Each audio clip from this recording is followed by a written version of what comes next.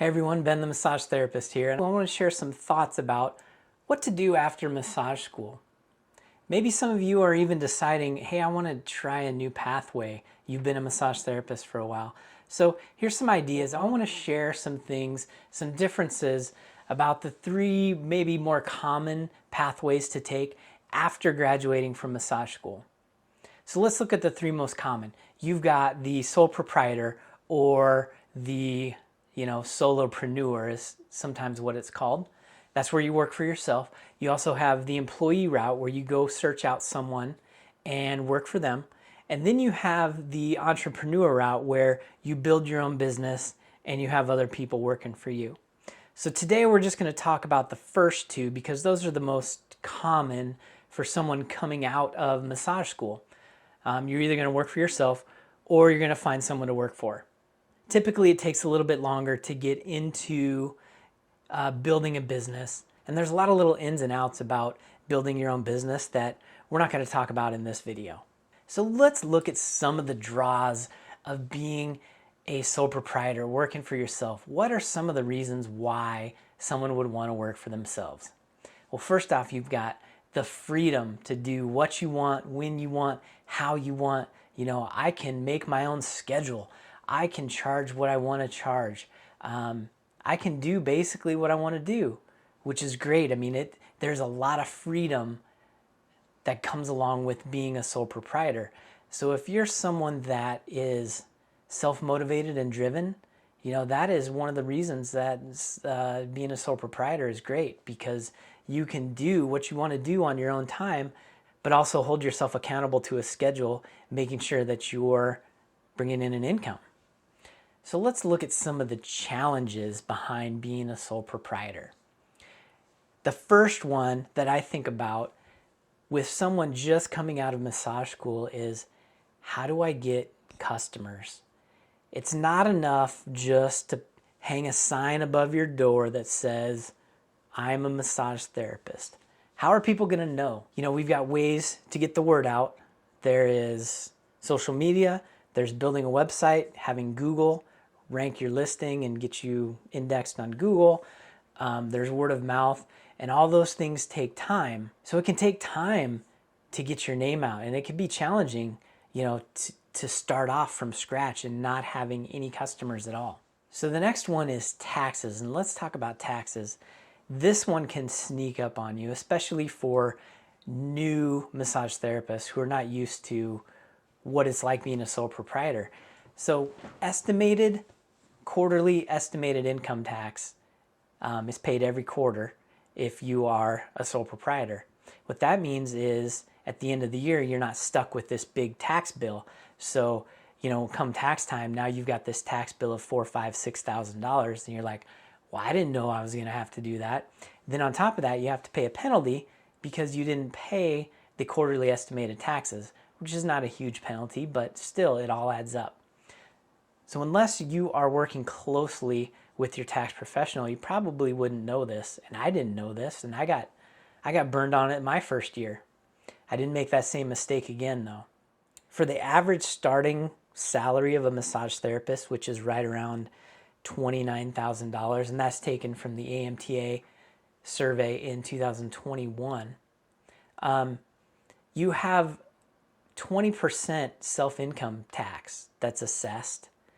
And then based on your income tax will be anywhere from about 10 to 15%. So you add that all together, you're paying 25 to 35% in taxes.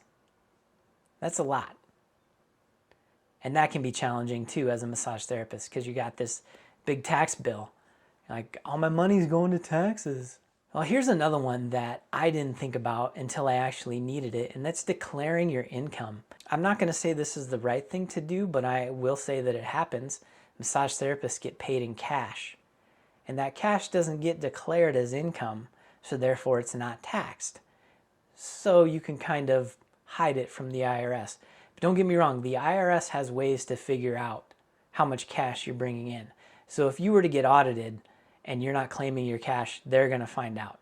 So I am not advocating, and I'm not saying it's a good thing to claim cash. I never claim I mean, I always claim my cash, excuse me. Here's what happens. If you don't claim your cash at the end of the year, you only show a certain income level. So now let's say when you go to buy a new car and you apply for that loan and they say, well, it says here you're only making, this many $1,000s. We can only approve you for this much money. So basically what you've done is you've shorted your ability to gain credit by not claiming cash during your year. That's something that some people don't think about. I mean, it seems nice up front to kind of take that cash and hide it a little bit, but just let me tell you, it's probably not a good thing to do. Let's also talk about what I call the non-income generating work that needs to be done when you're a sole proprietor. So we talked about getting customers. I mean, that is advertising, marketing, all the things that need to be done to bring in customers, to bring in money that you spend time and effort on that you don't get paid in that moment. You get paid later on. So you've got your bookkeeping. You don't get paid to do your bookkeeping, but you need to do it in order to show your income so you can pay your taxes and all that other stuff. Your cleaning and your laundry. I mean, everybody knows the life of a massage therapist is laundry. Laundry, laundry, laundry. So there's a lot of this non-income generating activities that will go on that you don't get paid for. Your effort will help get you paid later, but those are recurring blocks of time during your week that you don't get paid for. Let's also look at benefits. As working for yourself, it's very rare that you're going to have benefits such as paid vacations, sick time, anything like that. Not to mention healthcare, dental, eye, all that stuff is going to be all out of pocket. So that can be a burden also. It's something to think about when you're deciding, should I work for myself or should I work for someone else? So moving on, let's talk about what are some of the draws of being an employee. Like, why would I want to work for someone? Being a massage therapist, I know what massage therapists like and don't like. And so one of those things is we like to have a flexible schedule. So a lot of massage employers have picked up on that and said, hey, you know what? We offer flexible scheduling. You can come in and make your own schedule, basically, to a certain point, I think. But a lot of employers are flexible with that. Remember when we talked about being a sole proprietor and hanging a sign above your door that says, I do massage. How do you get people to come in? If you go work for someone, you're typically going to get busier at first. So that way you're going to gain more experience without having to spend the time trying to get people to come in. So you're going to be able to do some of those things that you went to school for right out of the gate rather than waiting for people to show up. Now let's talk about taxes. Remember we were talking about that 25 to 35% taxes that sole proprietors are going to have to pay? Well, when you're working for a company, the company pays half of those taxes. And in general, you end up paying less in taxes as an employee because the business will end up paying half of your federal taxes. So that's going to be roughly, at the time of this video, I think it's 15%. So companies pay 7.5% of your taxes, where you only end up paying 7.5%. Which is a pretty good deal. You still pay income tax on how much you bring in, but that's a good chunk of change there that the employer helps pay when you're thinking about it. You also don't have to pay quarterly estimated income tax as an employee. There's a couple other benefits to being an employee when it comes to taxes. Let's talk about a team environment. When you're working with other massage therapists, it's a lot easier to go to someone and say, hey, I had a client or patient with this issue. What can you tell me about it?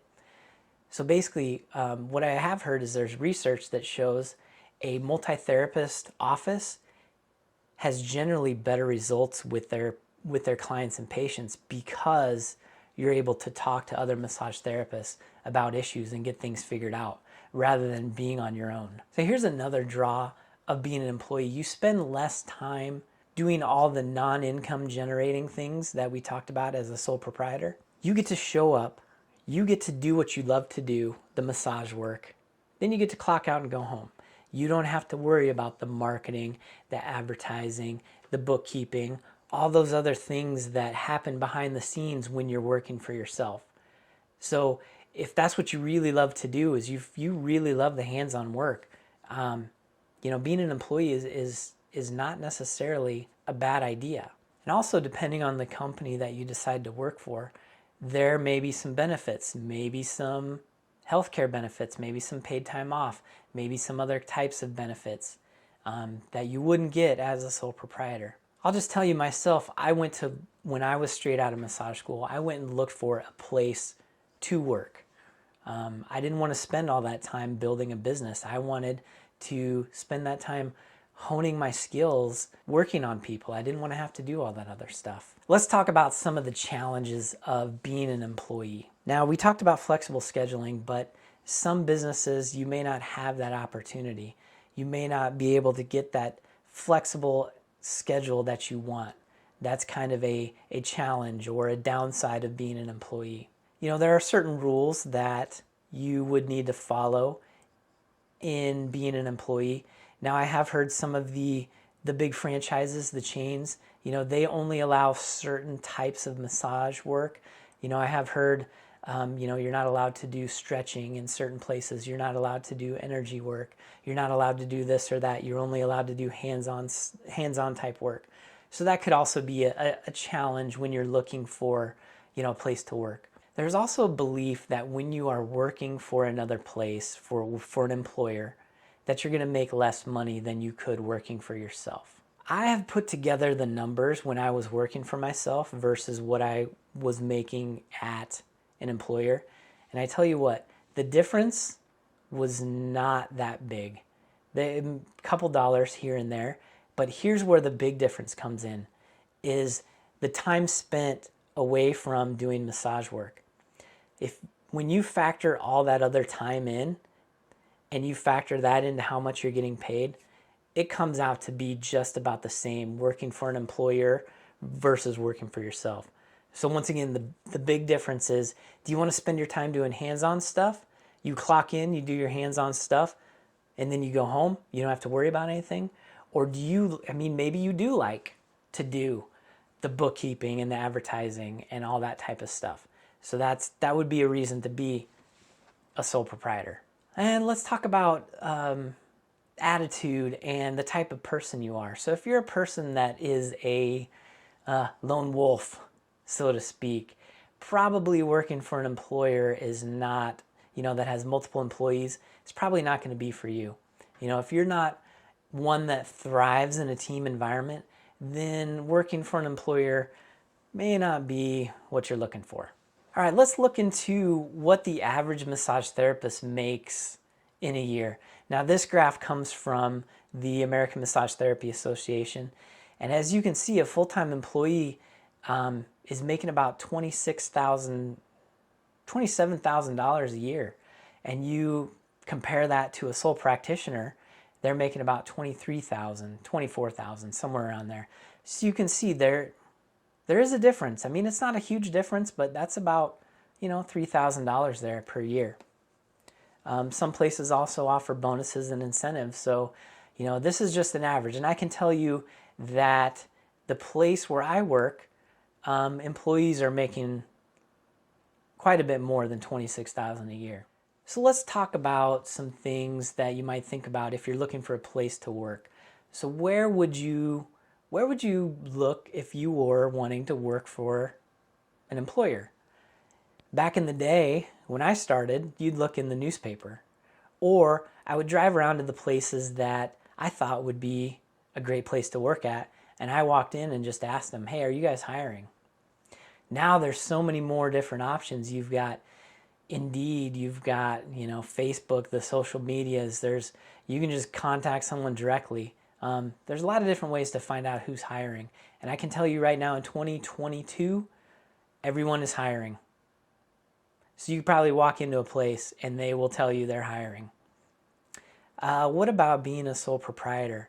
That takes a little bit more effort because you may want to work with a realtor or someone that does commercial property and try to find a place that's in your budget. There's ways to find where you could work, or you could find an office that is renting a room. A lot of chiropractors will do that now. You could be an independent contractor, which is still a sole proprietor. I'm not going to get into the difference between an independent contractor and employee, but I will tell you that the IRS does have a questionnaire that will help you determine, are you an employee or are you an independent contractor? And that's a whole nother video in itself, so we're not going to go there. What are some things that are important to do after you're done with massage school? Well, I can tell you number one is to continue to invest in yourself and help yourself evolve and make yourself more valuable to your customers and to your employee or your own business. That looks like continuing your education, making sure that you are taking the classes that you want to take. At first I took a lot of classes that I didn't know if I wanted to take them or not. Sometimes you have to try something to know if you're going to like it or not. Kind of like, I don't know if I like broccoli or not, but I'm going to try it. And you find things you like, you find things you don't like. So as you whittle things down, continue to follow those things that you like. That's just a piece of advice from me. That helped me. It took me about 5 years, but I found something I liked and I went with it. Also, I think it's important to find someone to help guide you, a mentor, someone that you can ask questions to. You can just call up and say, hey, Julie, I got this question. Can you help me out? Or, you could have regular monthly check-ins and say, hey, how's your month going? What's going well?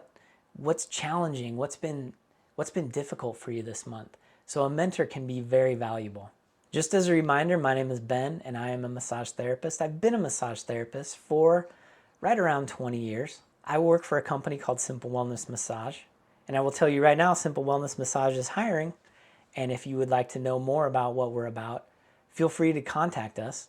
One of the things that I really love and inspires me is helping other massage therapists where it took me a long time. I had figured out everything myself. I was too stubborn to ask for help. And back then, it didn't seem as easy to reach out, through social media, through other outlets to find help. And just seeing people learn and evolve is really inspiring to me. So if you're looking for a mentor, I may have a couple spots open. Just throwing that out there. And here's the disclaimer for this video. I am not a tax professional. I don't claim to be one. That's why I have my own tax professional that I consult and helps me with my taxes. There's a lot of other things that I don't know. So I might have missed some things in this video. What are some things that I missed? What are some things you would add to some of those lists?